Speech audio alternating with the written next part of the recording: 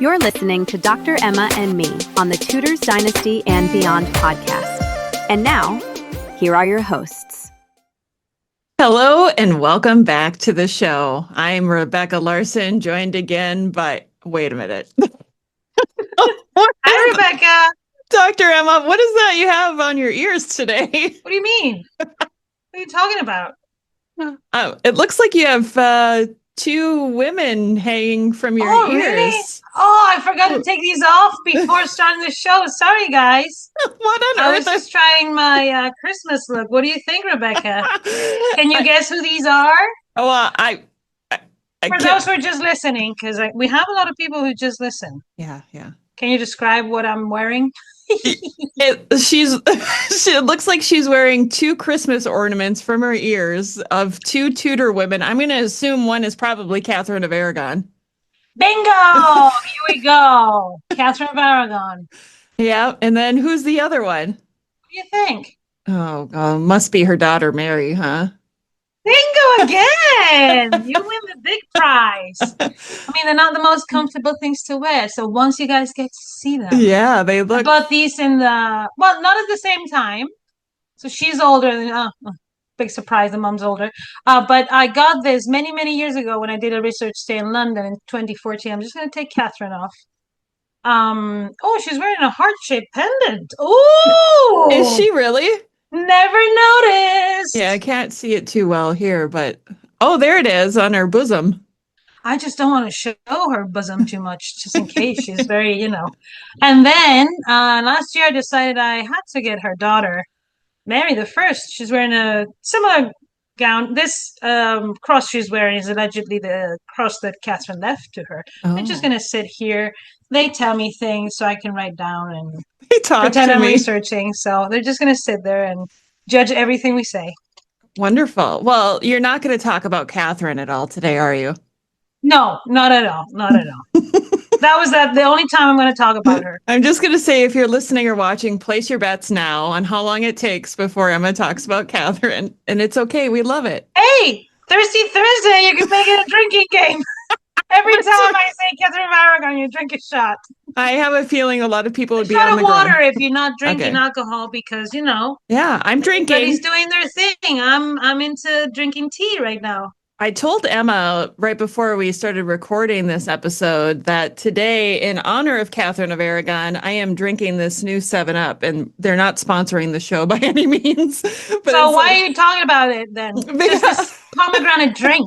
It is a pomegranate. It's 7-Up Shirley Temple. I made for myself. So pomegranate and cherry for the episode today. But anyway, back to Catherine and Mary. I do want to mention real quick about Mary, because we just announced this week that there will be a new course coming out in November with Dr. Peter Stoffel on spending the holidays with Mary, where he's going to talk about Christmas and he's going to talk about New Year's, and it's going to be a lot of fun. So early bird tickets are on sale right now. You can find a link in the show notes. This one is 4 weeks. Emma's was 6 weeks, so this one's a little bit shorter. And we did that because it is kind of closer to the holidays too. So we want to give you time to do all the things that you want to do. I'm so excited. Congratulations to Dr. Peter. That was a great idea. I think I love this. The Tudors had a long Christmas. I don't want to get into any of the stuff that Peter's going to talk about, but certainly there's so many fun things going on. Such an important time, because obviously, like we know, like Christmas is now of the gift exchanges, and I'm just going to not say anything else. So otherwise I get carried away. You get carried. I'm excited for this. Who doesn't like to get excited for the holidays? I love the holidays. Yeah. And this course starts on November 19th. So it's just as we're getting into the swing of things for the holidays, right before Thanksgiving in America. No, they like it too. She's showing attending probably, Peter. So make sure you say everything right, because they'll be judging. Your Christmas ornaments will be judging. My Tudor Christmas ornaments will be judging you. That's right. Wow. That's a phrase I thought I'd never say in my life. Today, I'm just going to keep going. Today, we're actually talking about two women. I think we may have talked about... Two women? No, surprise, right? I can't help it. We love to talk about women in history because their voices have been silenced for so long. It's time to give them a voice, right? She is right. And because every time I propose to a dude, she's like, meh, I know. meh. It's hard. I'm so difficult to work with, aren't I? Yeah. I Well, know. then I'm like, okay, Henry VIII and Francis the First, and she's like, meh. But I guess we can't do that one. No, it's true. It's true. I think yes, women's stories are lesser known, and it is what I study at least. But the women talk a lot about dudes with beards too, for some reason. I don't know why we do. Yeah, no, I don't know why either. If you saw on Twitter this week, Dr. Emma sent me a image of Henry Cavill with a beard. It's his fault for doing all those thirst traps for all of us. I'm not going to blame it on Dr. Emma. Poor thing is just passing on a message. Just passing it up. Okay. Anyway, so today we're talking about two pretty amazing women. I think we've talked about Margaret Beaufort before on the show many times, even if it wasn't Parallel Lives. We've talked about her quite a bit. But the other woman that we are paralleling her with is Mary, Queen of Scots, which I think paralleling. Sound of the paralleling. I think at first, okay. I think at first when we talked about these two, I wasn't sure how much they were going to have in common until I started thinking about it. So no one's surprised. You say that every episode, woman. Come on. I do. Start believing in parallel lives. Stuart's so upset with you. You're like, you don't believe in it. I know. She of little faith. Parallels because they're women in power. We always choose badass women. So, I mean, it's not difficult to find parallels usually. Women's lives are similar because these women are in these dynastic alliances. And above all, they're there to have babies and perpetuate these lineages. So they do have similarities. But then when we learn about the stories, you kind of unpick like the little stories that each of them is particular and has a particular life and particular context, right? Yeah. These two are separated in time for sure. Most definitely. Right? Yeah. Yeah. But they do have a lot of parallels. What do you think is the biggest one? Ooh, well, the biggest one is probably that they were mother of kings. Yes. So matriarchs of important lineages in England, at least, right? Oh, most definitely. Yeah.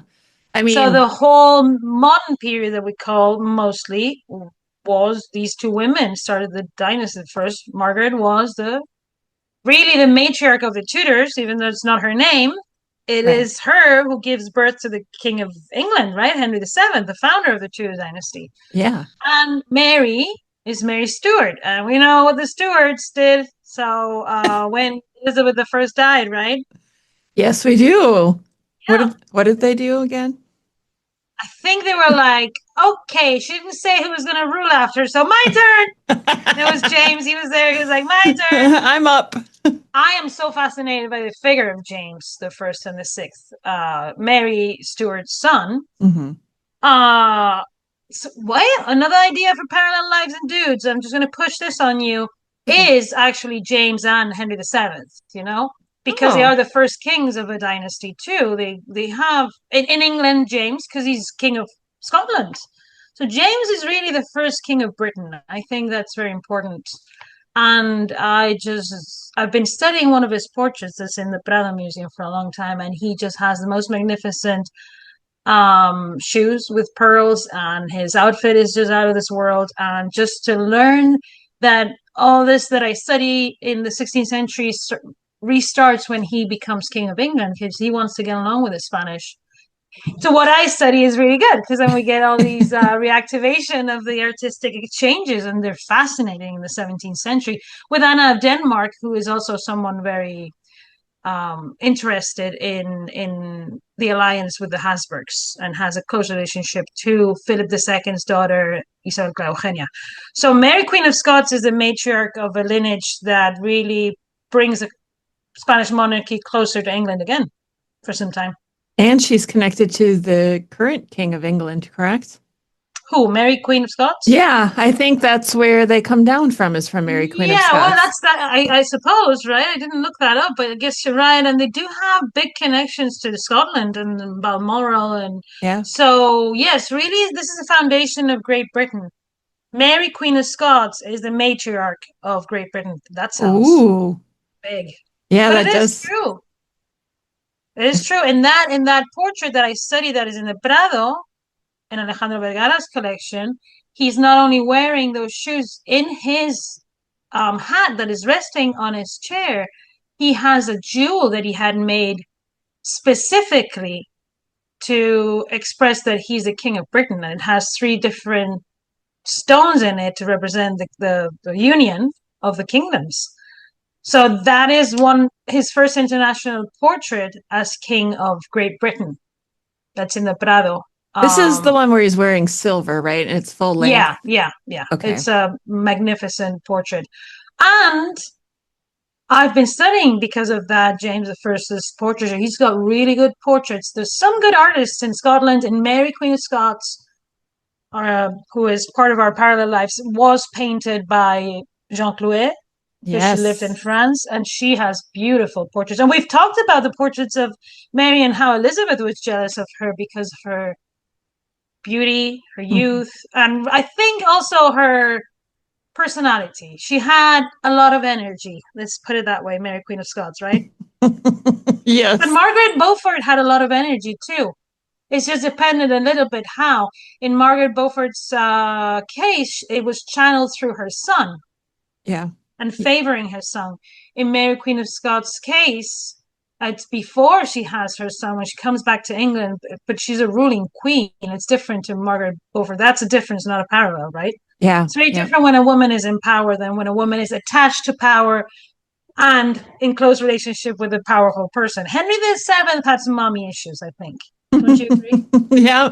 Well, maybe. I feel like everything that I know about Margaret Beaufort, I got from two books. I got from Nicola Tallis's book on hers, which I think was Mm-hmm. called Uncrowned Queen, and then the most recent one by Lauren Johnson, Mm-hmm. who I recently had on the show. And I feel like who she was as a person is I often, have another one. oh, really? Which one did I read? Yes, there's another one. You know what, I studied a lot of yes, there's one about her more focus on her cultural and artistic patronage in Cambridge and Oxford, Oh, especially in Cambridge, the foundation of colleges, her attachment to the humanist movement. John Fisher is the executor of her will, and then Margaret is even though I'm not going to talk about the person I want to talk about. I knew it. I knew you were going to want Everybody take a shot. to. Uh, I'll take My a shot pop, of my my coffee or soda. my tea. This is English tea, by the way. I'm not putting anything in here. I don't need I anything. know. I think we're just over 10 minutes into the episode. Okay. Well, I have to talk about Catherine of Aragon. Sorry, guys. It's okay. Tune off if you don't like Catherine of Aragon forever, because this show is mostly about her. No, but the reality is that Margaret is very important. She founds two colleges, but those colleges are not built, again, we've talked about this before, until the reign of Henry VIII and Catherine of Aragon. Actually, Margaret dies just after her son, just when Henry and Catherine are crowned, Yeah. right? Yeah, it wasn't very long after. No, they were crowned. Henry died. Did she make it to the? I think she did make it to the coronation. I think she Yes, did too. I don't remember yes, exactly the date that she died, but I remember it was soon yeah. She after. was like, "I want to make it to the coronation," and she did. But then also her will. In her will, she leaves everything to Henry VIII. You know what I found in her will? That she also left things to Catherine, Oh, like, very important, two pieces of jewelry with the initials of Christ written in Greek, oh. IHX. Who is wearing an IHX jewel in a portrait? Catherine of Aragon in one of the Hornboot miniatures, and Oh. Jane Seymour in the Holbein that is now in the Kunsthistorisches Museum in Vienna. What does that mean? those probably are dynastic jewels that were coming from the Beauforts, not from the Tudors. Do you understand what I mean? Yes. This is how important when we find these wills of these women to really study them. So I've studied a lot the will of Margaret and her. She, for example, she translated from France into English. She didn't speak Latin very well, so I've studied her more in terms of her attachment to the humanist movement. Okay. Okay. And she was very important, and she set a foundation that Catherine of Aragon continued. Because when I studied those colleges and when they were built in the reign of Henry VIII and Catherine, what we find is they have influences, the art, the architecture has influences from Spain. Wow. So this was part of my dissertation project. So I studied a lot Margaret. Now I'm studying a lot Mary Stuart because she's someone very important in Counter-Reformation Europe in the 17th century. She's used as a figure for the anti-Elizabethan propaganda in Spain. I mean, the same way there's an anti-Spanish propaganda in England. Oh, surprise, surprise. There's an anti-Anglican propaganda in Spain in the 17th century. Guess what? It happened. Yeah, it makes sense. For example, Mary's used as a symbol, her execution, really. Again, like Sir Thomas More and other figures, maybe people that are Tudor fans don't see those things as, well, it's something Elizabeth had to do. From the other side, from the Catholic side, to behead a Catholic queen, ruling queen, was a very, very grave act. Right. Yeah. Yes. Okay, so we need not even a concert, not even an Anne Boleyn. This is a right. This is a ruling queen who is just younger, better looking. Can we call her a ruling queen if she had to abdicate her throne? The crown belonged to her. That's why she could pass it to her son. Yeah. She's not an Anne Boleyn. She's not a consort. That's what I'm saying. Yeah. Okay. Even if it's just passing. I mean, Henry VIII conquers the throne. It's not Margaret who gives him the throne. Henry VII. Henry VII. Sorry, yes, it's Margaret. I'm always gonna. I know that's why I'll be on it today. Yes. I was in the course Forging a Queen. It's been so great, and people have been so amazing. By the way, so shout out to them. I know they're fans of the podcast too. I kept mixing up the two. You can't help it, right? Because they have the same name and they're father and son. But Henry VII really conquers the throne. It is through his mother's lineage that he gets the claim. Right. But it's not a very good claim, is it? No, it's definitely not. I think one of the things that I learned recently was the whole thing that Margaret Beaufort was always fighting for her son to be king is definitely a myth. I think she was good at riding whichever side of the wave was winning. And I think that stems from some source that was incorrect about Henry VI at one point, saying that Henry Tudor would make a good king one day. But it doesn't change the fact that he became king. Mary Stuart's son also became king. Exactly. And one of the parallels that I think we both recognized immediately with these two women is that they didn't have as much involvement in their sons' lives, especially in the early years, that they would have wished for, right? Yeah, and this is a difference between Henry VII and Henry VIII. Henry VII spent a lot of time in the continent, years, in exile, not far away from his mom. His mom had him at 13. I mean, also, we have to think of the maturity level of a person of 13 years old who's having a baby. Yeah. That's right. Yeah. It doesn't matter what century it is. That's still young. That's still very young. Yeah. Right. And then I think for Mary, Queen of Scots, and Margaret too, the level of pressure of you can die any moment, your life is threatened, especially Mary Stuart, I'm sorry to say. Yeah. And Scotland, the Scots are rowdy. Let's not forget. Okay. Their own lords are rowdy. There's a lot of plotting in Scotland. Yeah. going on all the time. Every time you learn about these guys, you're like, this is the court I want to know more about. It's always like plot, plot, plot, plot. And you're like, okay, Yes. amazing. Yes. Yeah. And then Mary, even, I think she has also detachment issues because she lived in France and she was so far away from what she knew. You know, I think she also, these were people who were raised, especially in Mary's case, Mary Stuart, she knew she was the heiress, whether she was going to make it or not. She was a daughter of the previous king. Yeah. Yeah, she She was. had been sent to France to marry another king, so she was going to be the biggest consort in Europe too. It's just she was.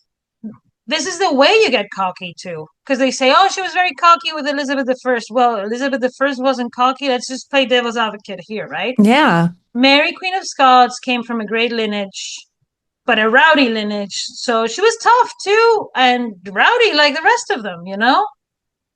So, give the woman some credit. Margaret too had to live through a time where everybody was getting killed. Right. Cousins I fighting don't blame the cousins. women for being tough. Yeah, having to make tough choices in their lives. That's another parallel between these two. They may have been different choices, but they both had to make very difficult choices in their lives. Yes, yes. And if you think about it, Mary Queen of Scots descends from Margaret. Because who does Mary? Rebecca, you've researched so much for this episode. That was a surprise there. You didn't know that. Well, I did. I think I had just forgotten. When you said that, if you were watching, you would have seen that light bulb What moment. could these have in common? Oh, Huh. one comes from the other one, I guess. Yeah, exactly, right? Yes. Because Margaret Tudor Let's married. explain that. It's a bit confusing. So, Yeah, yeah. Margaret is the matriarch of the Tudors, and she has Henry VII. Yes, good job. Good job, Emma. And Henry VII marries Elizabeth of York, so the union of the Lancasters and the Yorks, the Yeah. Tudors, and they have several children, right? One of those children is Margaret Tudor, who marries James. James the Fourth of Scotland. And we're not going to say anything about who is in charge of his death, because then you would have to drink again. Cheers, everyone. I think we all know who was responsible for the death. 1513. Yeah, the Battle of Battle of Flodden. Flodden. James the Fourth of Scotland dies in the battle while Catherine of Aragon is regent. Yeah. And Henry the Eighth now is fighting in France with Maximilian the Emperor against the King of France, Louis the 12th, right? I think I got all those names right. You did. If I didn't, guys, cut me some slack. This is a lot of names. It is. Then what happens? They already have a baby when he dies in 1513, James the Fifth. That's right. James V marries, do you remember? Marie of Guise. Yes, Marie of Guise. Again, if you are looking for amazing Renaissance portraits, the Scottish court and the Stuarts and this time has really good. Marie de Guise has a very cool portrait by Cornelis de Lyon.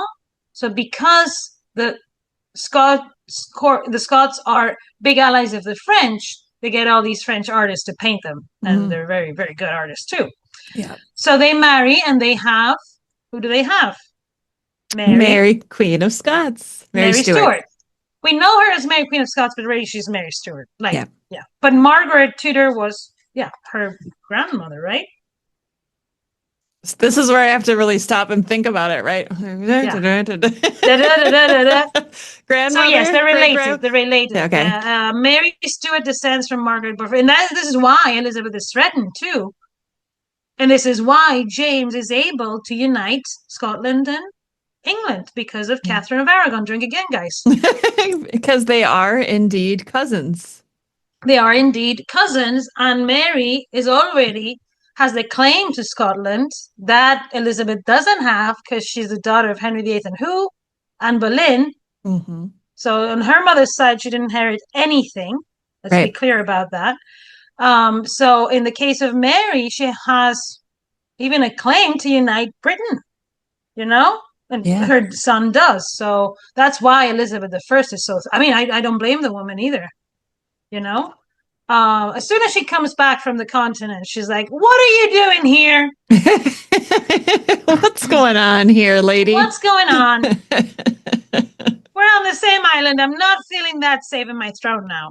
And I think, and I'm sorry to the Elizabeth I fans, I'm a fan too, but I think Elizabeth had a little bit of paranoia when it came to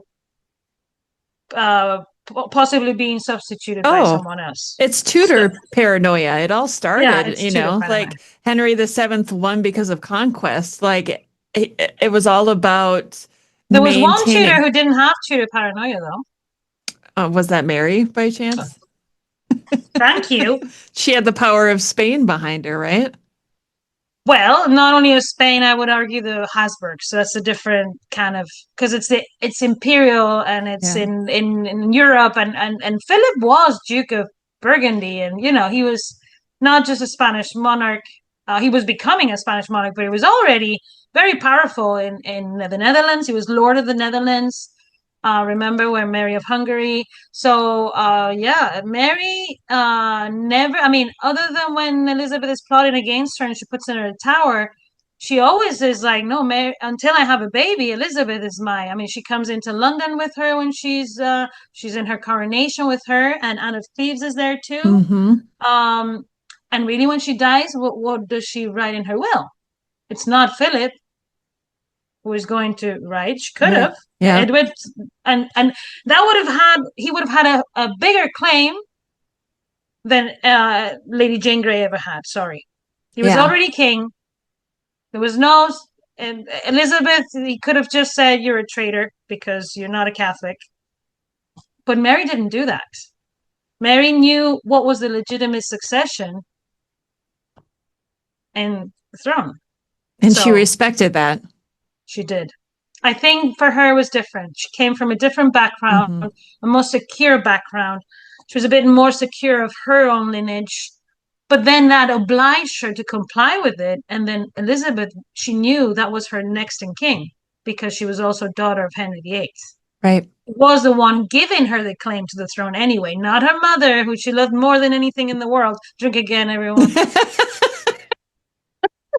I hope you're drinking This water, will be everyone. used in Christmas. People just put the parallel lives of Margaret. We're gonna it's Friday night. Oh my gosh. No, but it's true. It's fascinating to when you find a parallel and then you go down that rabbit hole and see how it's different in both cases, but it's similar. So I think they get a lot of bad press, these two. Mm-hmm. And we have to talk when we talk about Margaret Beaufort, for example, the Spanish princess. Oh my goodness. Remember that show? I do. We've talked about that briefly on other episodes. That was hard to watch. Did you The specific relationship between Margaret and Catherine, like Margaret thought Catherine was a liar and she hated her and all.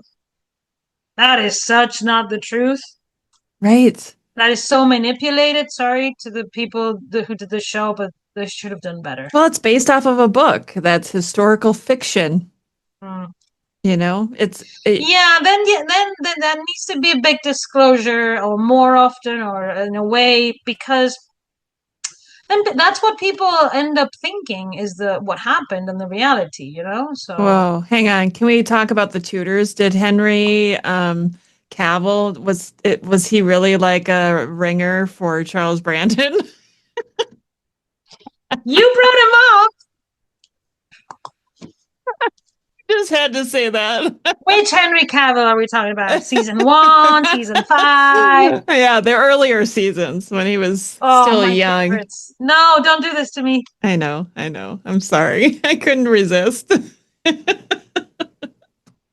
mean, my favorite part of that show, aside from Catherine is the best one of the best I've seen, but the accent thing I always talk about. But Henry VIII. This is the least Henry VIII I've ever seen in my life. I'm sorry. And I loved him. I loved Jonathan Rhys-Meyers as Henry VIII. I just think really? I just think he had like the right temperament. He may not have looked like him whatsoever, but something about how the character was written, I identified with as Henry VIII. Okay. That's just me personally. Oh, that's good. That's good. Yeah. Just would have been nice that it was matched to like what the person looked like. Well, Catherine of Aragon didn't have black hair, did she? No, she didn't. No, no, Anne that's true. Boleyn didn't have blue eyes. No, and they probably didn't all have all their teeth either. Probably not. Yeah. Especially like when you got to the Elizabethan period. That's, I think, when it got even worse. Oh, with this, yes, of course. Yeah, Yeah. that's one of the consequences of the globalization process, and for example, the introduction of sugar into the diets, and we Yeah. know the notorious example of Elizabeth. Yeah. But before they did, there's a book. I can't remember the name of the author now in Spanish about hygiene in medieval Spain. They were pretty good in medieval Spain about cleaning their teeth, for example, and things like that. It's as soon as you introduce sugar. Yeah. Yeah. And I had read once that during Elizabeth's reign that they would brush their teeth with sugar. So that seems like a great idea, huh? Mm. Yikes. They had no idea. They had no Right. idea what that would do to Well, their teeth. they thought that tomatoes were like a venomous plant for like a century before they started. Potatoes was. I don't know which one. Potatoes, I think it was, until there was an Irish person there. I think you can cook that. It's safe. You can eat it. And then they were like, Yeah. oh, okay. Oh, yeah, I've got a whole island. We can just have these guys. I can say that because these are my ancestors, okay? That's right. You are Irish too. I am Irish. I took a DNA test. Yes. I Oh, well, and let's not forget, and we never talk about this, Ireland in this period, right? Yeah. I don't know anything about Ireland during this period or It's at all. interesting how yeah, it's under, I mean, it's really Elizabeth the First is Elizabeth the First of England and Ireland. And the Tool claims ownership of Ireland as their title lords of Ireland. So Didn't he name Henry Fitzroy as something in Ireland? well, in Ireland, they had a representative. Someone it was he had a name, specific name. I can't remember now. Yeah. I should. But Lieutenant or I don't remember yes, anything. yes. But Ireland is one of the places that prepare your glasses defends Catherine of Aragon. Because why? Oh, Because they're so Catholic. oh, okay. And they have commercial ties to Spain, fishing. For example, one of the only accounts of what Ireland is like in the early 16th century is an account when Charles V's brother Ferdinand, the future Emperor Ferdinand I, gets stranded in Ireland, and they just spend some days there, and they describe they're like, these guys are something else. These guys are next level. Next level guys. You think they're going to be like the English, and they look nothing like the English. They act nothing like the English. So really, they're surprised. Think about this. The Romans called Ireland Ibernia, so the land where it's always winter. Oh, so it's like Yeah. North Dakota. Yes, it is like North Dakota. I Yes. can say that, people. I lived there for 2 decades. Yes. It's intense, it's intense in Ireland in the winter, especially, right? Yeah. So it's funny how we forget so much about it, but really they play a huge role. And I found evidence that they have a lot of a strong presence in the north of Spain. That makes sense to me. I'm the product of that. Yeah. But how important they become in Henry VIII's time, really, Ireland becomes, not only as a place that he claims ownership of or lordship of, but a place that starts to rebel when the king is not doing things. And they definitely stay Catholic. And that becomes the cornerstone of the independence, really, of Ireland later on. They remain Catholic, so that's one of the biggest points of the identity of Ireland. Hmm. Why, till this day, Spanish and Irish people somehow, even though they speak different languages, get along very well and all that, is their common animosity against the English. This is a secret we never share with the English, so don't tell anyone from England. Okay? Shh, it's a secret. It's a secret. I love this. I see you never know what's going to come out during a Parallel Lives episode. That's what I love about these episodes is that we can really start talking about two figures, usually women, and it turns into a broader look at history in general. You know what is really interesting, and I learned this from one of my daughter's books. We should find an expert in these women. There's very interesting pirate women in Yeah. Ireland in the Elizabethan period. And I was reading about them in one of my daughter's books about famous women from history. And these women in these boats sound like they're badass too. So Yeah. we Yeah. should find maybe we should do parallel lives of lesser known women. We keep talking about queens and Yeah. Margaret. We never said what Margaret really was. She was a countess. Yes. So she's not no one. She's a Right. high ranking in the nobility, obviously. I think we should talk about their marriages too, because I feel Yes, like I yes, don't know that their marriages necessarily parallel each other, but they were both married several times. And yes, yes. in Margaret's case, if you count the first one with the De La Pole, then she had four. And Mary Stuart. Oh, the girl got around. She, well, that And that's one. why she isn't her. There's also a picture, one of the first pictures, full length pictures. She's praying. It's in the National Portrait Gallery. She's dressed like a nun. Yeah, right, like a nun. Married 4 times. I wish we had portraits of her before she started dressing like that, when she was dressed like everybody else at court. I would love to see a portrait of her like that. That's very typical, though. I mean, once they start wearing that, they never usually change. Yeah. And it's a useful. It gives them authority. That's why they do it too. It's not just because they're very sad all the time. It's because being a widow, you have more rights too, and you have an authority you can't have when you. So, yep, Yeah. and it's Well, what is expected from you too. You're not looking for a husband anymore. Allegedly, I mean, you are, but you're not because she got married 4 times. And Mary also, right? yeah. Well, one of the things that I do see in common with the marriages is Margaret's last marriage to Stanley.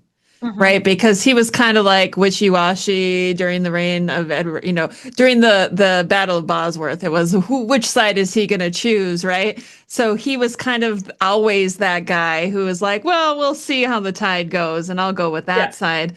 Now, when it comes to Mary Stuart's husband, who of her husbands do you think was the most like that?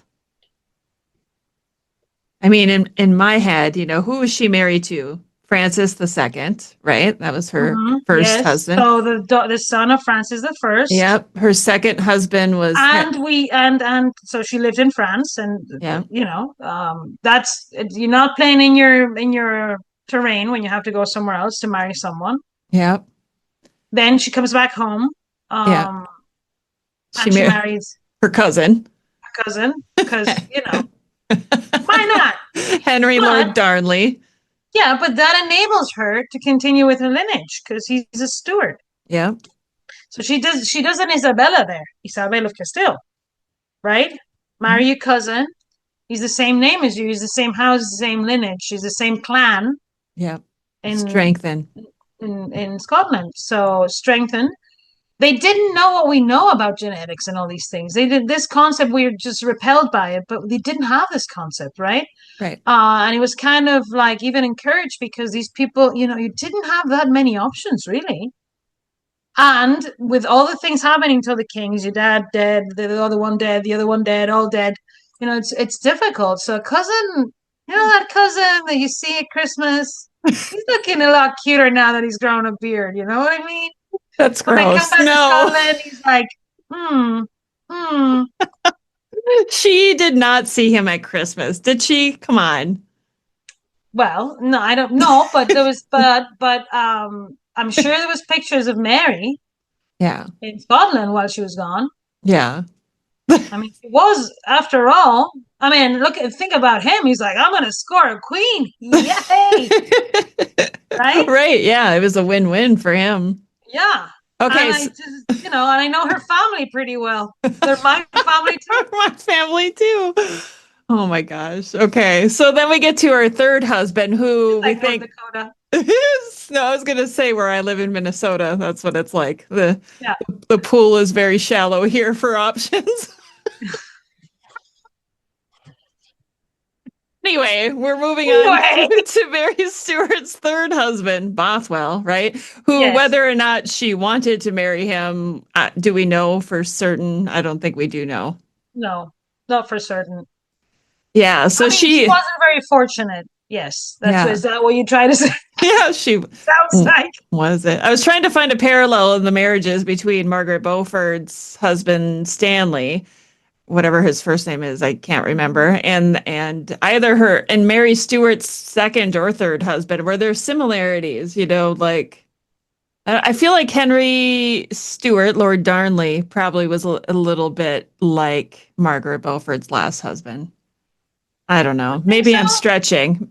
I'm trying. I don't think I know them enough, and this is really, I haven't researched them that well, because really, other than her cousin, who she has her son with, it doesn't really matter. She's a queen. That's what I'm saying again. Yeah. She's a famous one.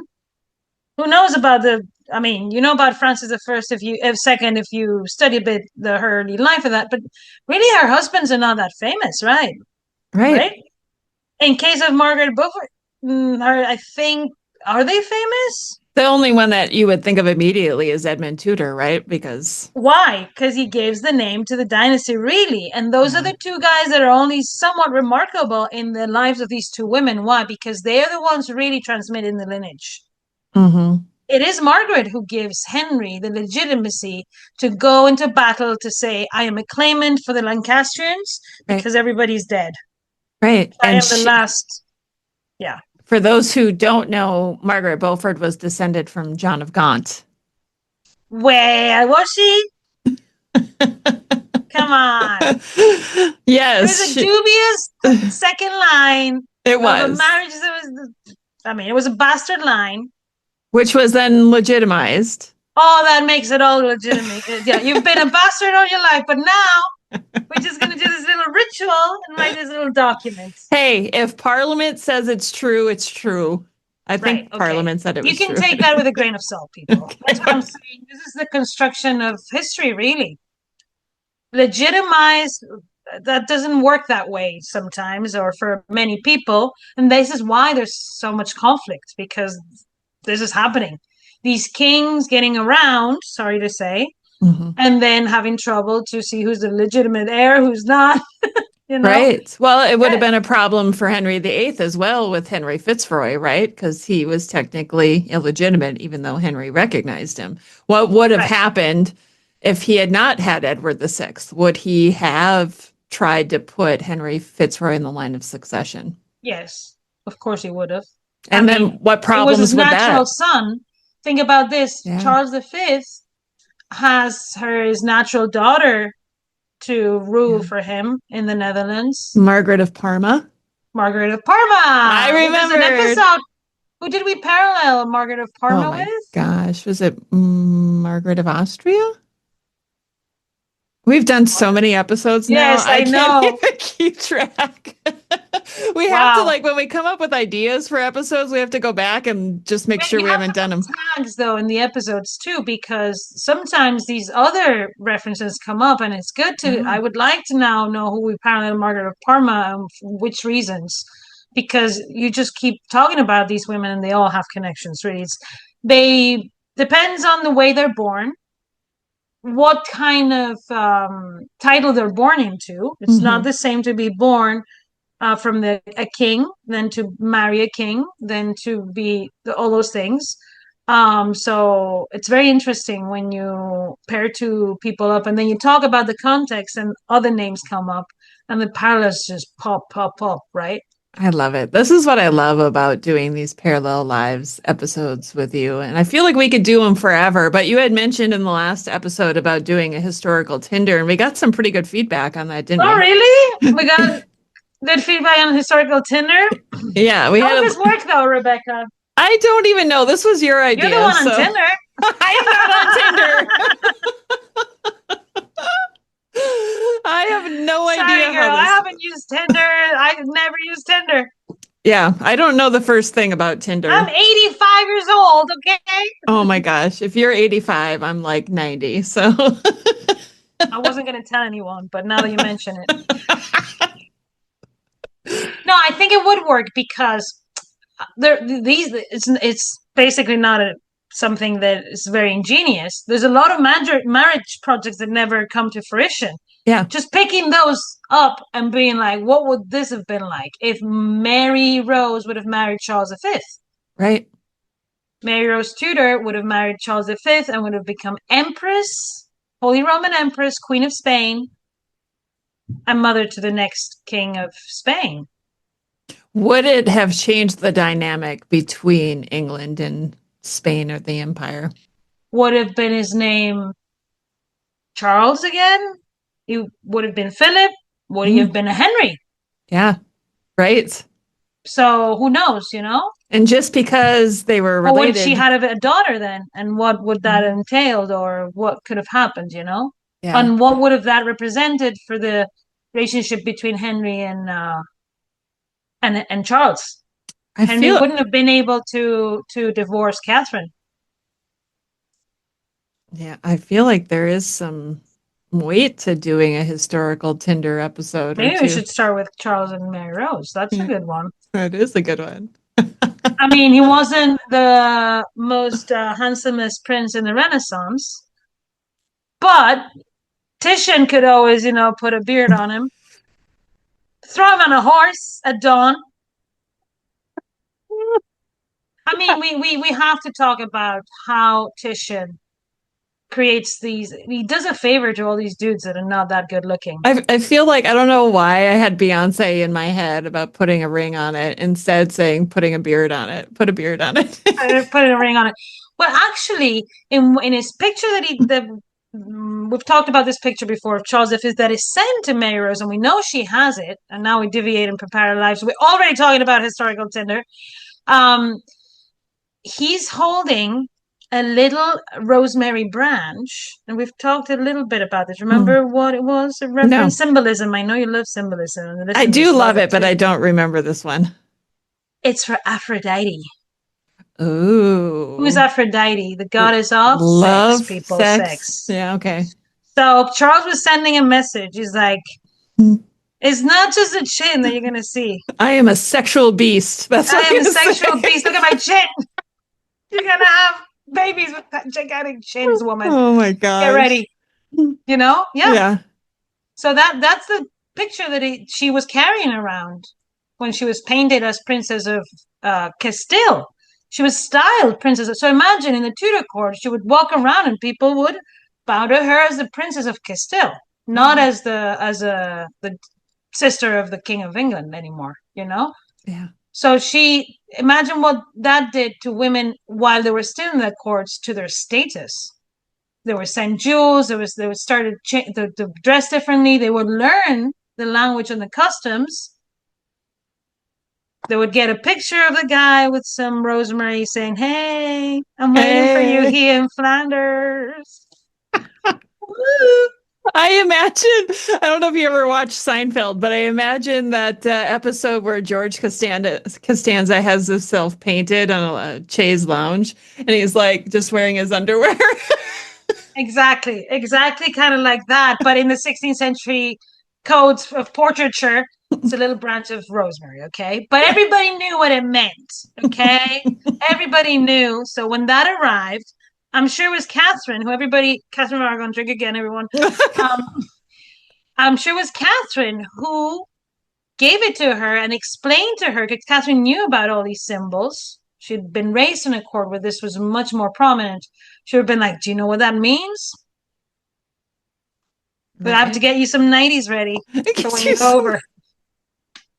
We're going to have to go to Victoria's Secret, daughter. Yes. No Victoria's Secret. We have a woman that does it for us. She'll come and yeah. But it's true. Catherine prepares her dowry, prepares all the people that are going to go with her, and is really the one talking to Margaret of Austria about arranging this marriage. So marriage arrangements, historical Tinder, was mostly done by women. It was. Okay, so we definitely have to plan at least to do one episode of historical Tinder to see how it works, see if everybody likes it. Would you do historical Tinder? I mean, who would have been the seventh wife?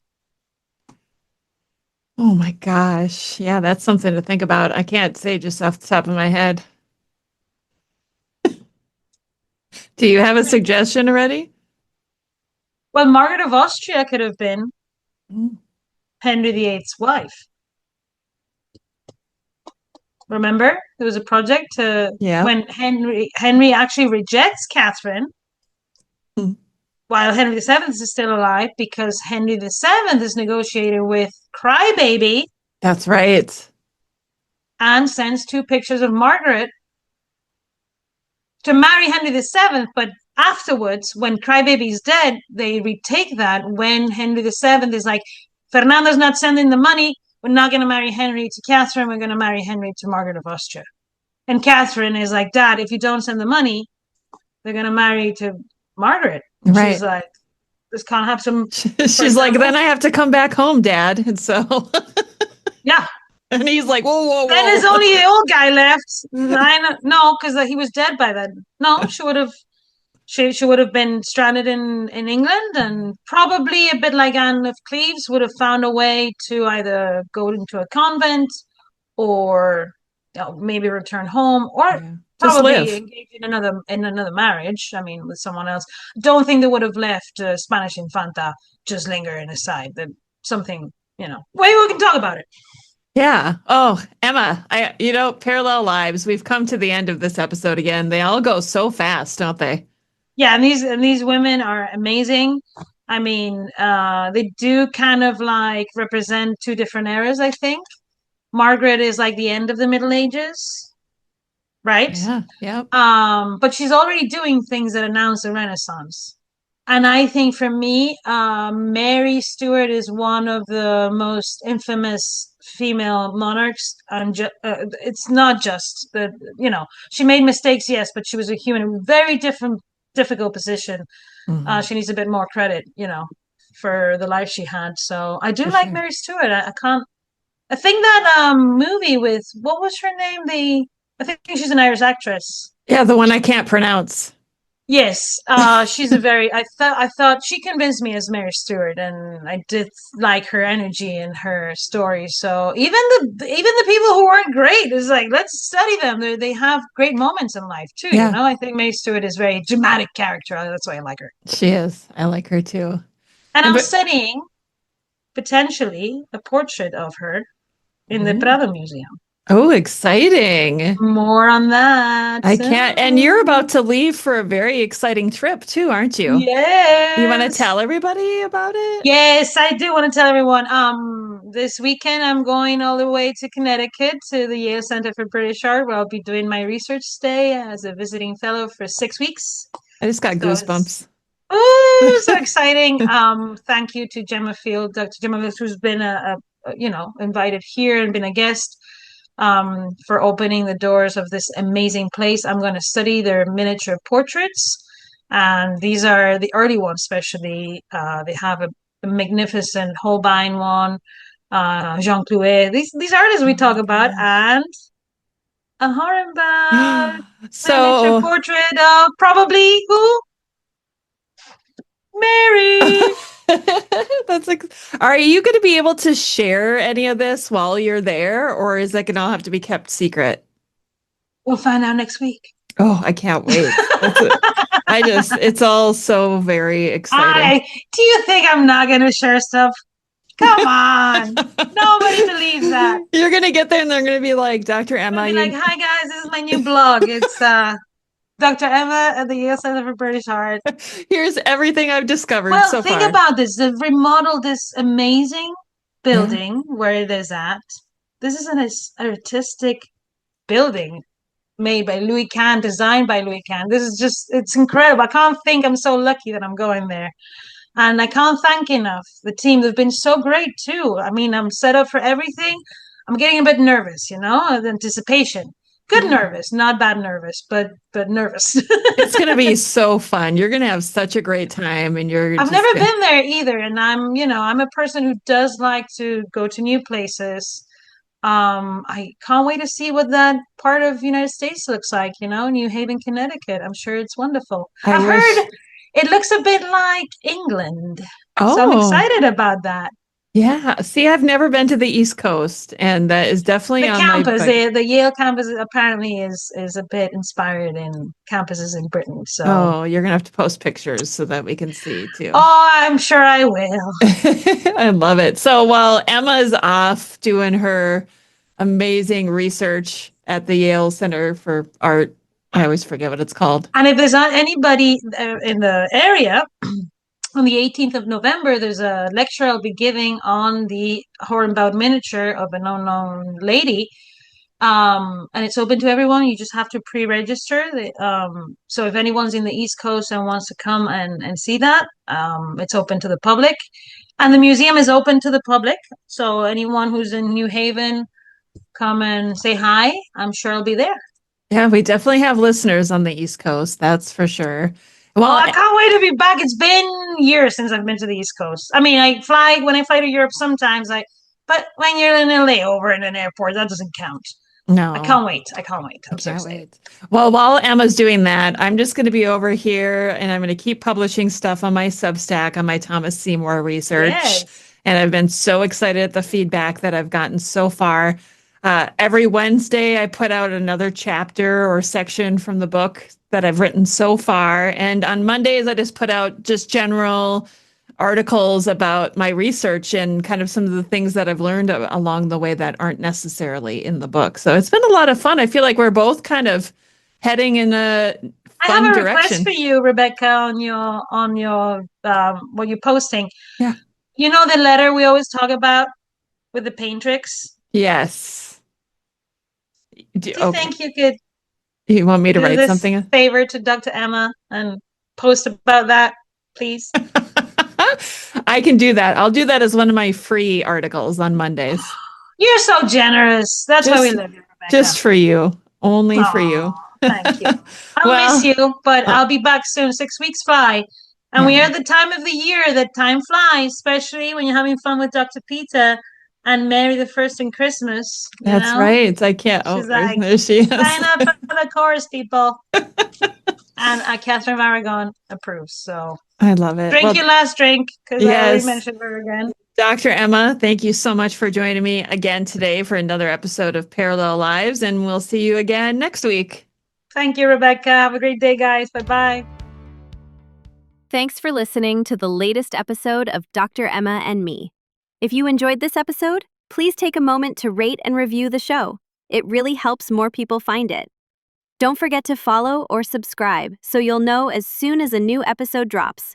And if you'd like to support what we're doing, head over to Patreon and become a patron. You'll get early access, bonus content, and more. Thanks again for being here. See you next time.